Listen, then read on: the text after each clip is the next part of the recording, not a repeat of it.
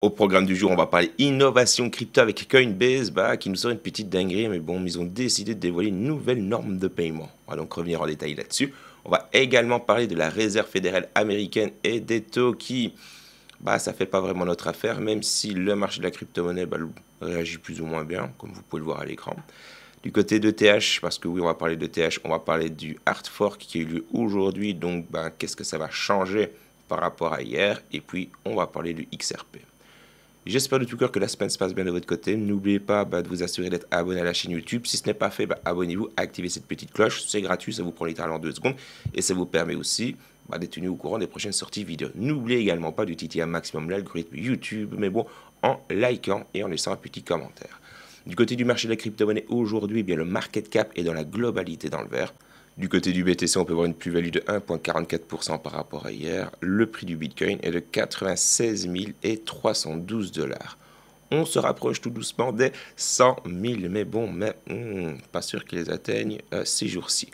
Du côté de l'ETH, prix de 1802 $, plus-value de 1,32%. Donc comme vous pouvez le voir, le hard fork du jour n'a pas vraiment été un catalyseur à la hausse pour l'Ether.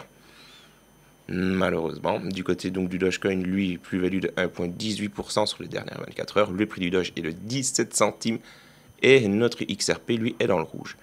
1% dans le rouge, mais bon, sur les dernières 24 heures, et le prix du XRP est de 2,11 $.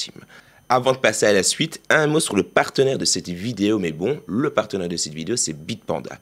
Je vous ai fait une petite vidéo propre, carré aux petits oignons sur justement comment se créer un compte, et puis comment investir dans l'or, les gars, et ce, avec 1 € sur la chaîne secondaire. Vous avez le lien dans la description, puis vous n'avez pas loin à aller.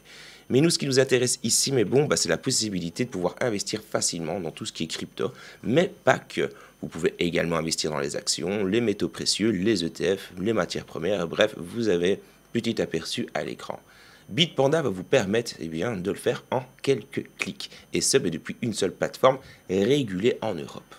Comme je vous l'ai dit, je vous ai fait une petite vidéo, mais bon, où je vous montre tout cela, et vous allez voir que la plateforme est quand même d'une simplicité, mais bon, ça fait plaisir. Donc même si vous êtes débutant, vous pouvez amplement utiliser Bitpanda. Vous avez également la possibilité de faire des investissements à partir de 1 €. Donc c'est quand même important de le signaler, mais bon, donc non, il ne faut pas taper des 1000 et des 100 pour commencer à utiliser la plateforme. Si maintenant vous souhaitez soutenir la chaîne tout en testant la plateforme, vous avez un lien qui est disponible dans la description. Mais bon, attaquons le premier point de la journée, de la vidéo plutôt. On va commencer donc avec la Réserve fédérale américaine qui a décidé de maintenir ses taux d'intérêt. Les taux donc qui resteront inchangés en mai 2025, conservant la fourchette actuelle de 4,25% à 4,50%. Cette décision va à l'encontre des demandes du président Trump qui appelle à un assouplissement monétaire. Le contexte économique reste incertain en raison notamment des nouveaux tarifs douaniers instaurés par l'administration, ce qui incite Jérôme Powell à adopter une attitude prudente en attendant d'en mesurer les effets. Powell a exprimé sa crainte d'une stagflation. Qu'est-ce que c'est qu'une stagflation, Hayes?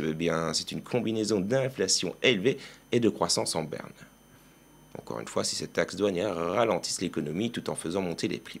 Le statu quo sur les taux donne ainsi à la Fed plus de temps pour observer l'impact de ces mesures économiques avant sa réunion du mois de juin. Le long résultat des trucs, wait and see, on n'a pas eu un crash des cryptos, ça stagne, donc voyons le positif ou ce qu'il y a le moyen de le voir. Maintenant, on va parler de Coinbase. Coinbase a littéralement frappé un grand coup en dévoilant plutôt une nouvelle norme de paiement instantané baptisée 402, ou plutôt X402. Conçue donc pour s'intégrer directement au protocole Internet HTTP. Mais ouais, mon bon, quand je vous dis que c'est une dinguerie, je ne mâchais pas mes mots.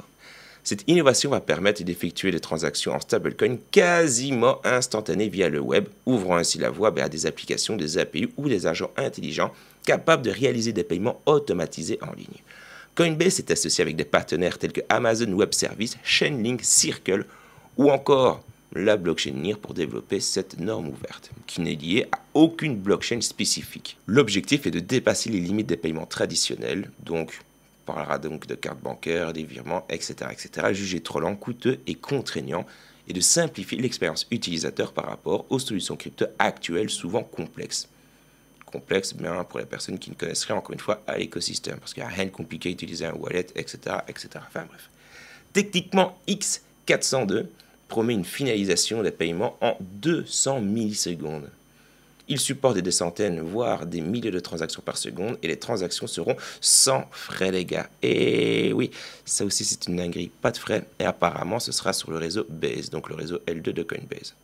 Faut encore une fois qu'ils utilisent cette fameuse blockchain et qu'ils lui donnent de l'intérêt. Maintenant on va parler de l'ETH, mais bon, le réseau Ethereum qui a déployé avec succès le Hardfork Pectra, qui a eu lieu donc le 7 mai. Cette mise à jour a introduit 5 nouvelles EIP majeures, dont la plus attendue est l'évolution de l'account abstraction. Concrètement, les utilisateurs pourront désormais payer les frais de transaction avec des tokens autres que l'ETH, ce qui rend le réseau plus accessible en n'obligeant plus à détenir de l'Ether pour chaque opération. Les frères, excusez-moi pour cette familiarité là, mais c'est la spontanéité qui reprend le dessus. Vous vous rendez compte de la dinguerie ou pas? Beaucoup, encore une fois, crash, sous-estiment tous les Solana fanboys, etc. Bref, beaucoup pensent que l'ETH, c'est l'Internet Explorer, des cryptos. Moi, je vous le dis, quand tout ça va se réveiller, que toutes les petites mises à jour vont se terminer, ETH, je ne le vois pas perdre sa place de numéro 2. Encore une fois, prenez-moi pour un fou, mais je ne le vois pas perdre sa place du numéro 2. Donc oui, je trouve que c'est encore une fois une très grosse initiative, même si à l'heure actuelle, comme je vous l'ai dit dans une précédente vidéo, les frais sur le réseau ERC20, c'est plus vraiment ça qui freine les utilisateurs. On est en centimes maintenant. Si vous vous souvenez lors du dernier run, les gars, ou lors des pics de réseau, de temps en temps, c'était des dizaines, voire des centaines de dollars qu'on payait pour les frais de transaction. Ici, on est de retour à des centimes. Et depuis le 7 mai, donc depuis aujourd'hui, nous avons la possibilité d'utiliser d'autres crypto-monnaies pour utiliser les transactions. Encore une fois, est-ce que c'est possible sur MetaMask au moment où je vous parle? Non. Attendez un petit peu que tout se mette à jour. Mais oui, sur le long terme, ce sera complètement accessible. Pectra apporte aussi d'autres optimisations, telles que la limite des validateurs qui passe de 32 à 2048 ETH. Pourquoi? Pour faciliter le stacking à grande échelle et chaque bloc pourra maintenant contenir davantage de données. On appellera donc ça les fameux blobs, ce qui améliore donc l'évolutivité des solutions de seconde couche et surtout qui va pouvoir réduire les frais de transaction. Côté développeur, ces changements, notamment l'account abstraction améliorée, facilitent l'implantation des fonctionnalités avancées comme des permissions ou des délégations, ouvrant la voie à des applications décentralisées plus sécurisées et plus conviviales. Mais bon, ETH, quand le King va se réveiller, il va faire fermer les bouches, moi je vous le dis. Commençons maintenant avec le XRP et on a plusieurs points d'actualité, donc j'espère que vous êtes toujours au taquet. On va commencer avec le gestionnaire d'actifs Bitwise qui a récemment clarifié les interrogations sur l'utilité réelle du XRP au sein de l'écosystème Ripple. Ma foi, c'est toujours cool d'avoir un petit peu, d'avoir leur son de cloche, de voir ce qu'ils pensent. Et fait également office de devise pont pour les transferts de valeurs internationaux au sein des solutions de Ripple. Ces cas d'usage concrets sont au cœur de la valeur fondamentale du XRP, donc pour eux, il n'y a même pas besoin d'aller voir plus loin. Alors, encore une fois, les gars, ce sont des faits qui sont avérés, c'est une réalité. Oui, c'est une petite news que j'avais envie de vous partager, même si, directement parlant, vous êtes censé savoir cela. Bon, on va parler maintenant du rapport de Glassnode. D'après ce dernier, le XRP se distingue des autres crypto-monnaies en restant la seule à présenter un coût d'achat positif sur les 6 derniers mois. En d'autres termes, les investisseurs qui ont acheté du XRP durant le semestre écoulé sont en moyenne en positif. Ouais, bon. Ces derniers sont en profit, signe donc de résilience du XRP malgré les incertitudes du marché, là où d'autres actifs majeurs stagnent sous leur prix d'acquisition moyen. Je ne vais pas me répéter, mais vous savez ce que je pense. Ici, nous avons donc un analyste très suivi du nom de Alcoin Gordon qui affirme que les clients fortunés de BlackRock cherchent à augmenter leur exposition crypto. Ce qui laisse sous-entendre qu'une grosse nouvelle concernant le XRP pourrait bientôt être annoncée. Ce teaser sur les réseaux sociaux a ravivé les spéculations autour d'une possible implication de BlackRock dans l'écosystème XRP, alimentant ainsi l'optimisme des partisans du token.